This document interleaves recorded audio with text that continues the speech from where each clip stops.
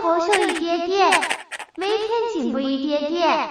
11页螺旋桨飞机上天，世界首个11页螺旋桨完成首次试飞，它具有令人印象深刻的噪音和声音特征。世界上第一个11页螺旋桨已成功完成首次试飞。其开发商 MT Propeller 在一份新闻稿中表示，这对于之前制造过5页、7页和9页螺旋桨的开发商来说，又是一个第一。飞机上的螺旋桨将发动机的旋转能量转化为推进力或推力，螺旋桨产生的推力大小与叶片面积成正比，而叶片的数量决定了螺旋桨每转一圈飞机产生的推力脉冲。MT Propeller 由 Gerd Mellbauer 于1981年创立，拥有超过2期种经过认证的螺旋桨设计，可与220多种空气动力学叶片设计相结合。该公司声称，它为90%以上在欧洲生产的使用活塞或涡轮发动机的飞机提供螺旋桨11页螺旋桨。今年9月 ，MT Propeller 在配备普惠 PT6A135A 涡轮机的 Piper PA31T1 飞机上测试了其11页螺旋桨设计。该公司在其新闻稿中表示，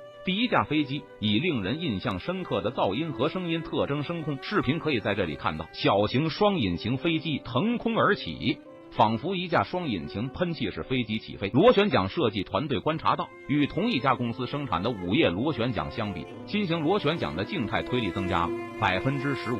开发团队希望飞机螺旋桨系统与低转速电源相结合，能够为性能、效率和噪音开辟新的可能性。低转速电源可以来自涡轮机，甚至电动发动机。许多第一的丰富历史 ，MT Propeller 在开发世界上第一个多页螺旋桨方面拥有悠久的历史。将近20年前，这家总部位于德国阿廷的制造商获得了具有反向能力的5页螺旋桨的认证。该公司的复合涡轮动力螺旋桨为 Pilatus PC-12提供动力，这是生产中速度最快的单引擎飞机。MT Propellers 的5页螺旋桨具有更低的噪音和振动水平，并迅速成为行业标准。它们用于各种飞机，例如 Cessna 425系列、Piper Cheyenne PA31T 和 T1 Piper Cheyenne PA42100和Cessna 208 Caravan 飞机。2016年，公司完成了全球首台7页螺旋桨在通航飞机上的首飞。该设计在2020年进行了广泛的测试和认证。2019年，公司启动了全球首款9页螺旋桨的试验项目，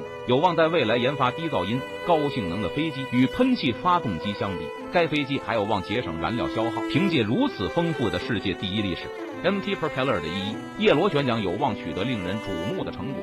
谢谢大家，谢谢。我们下期再见啦。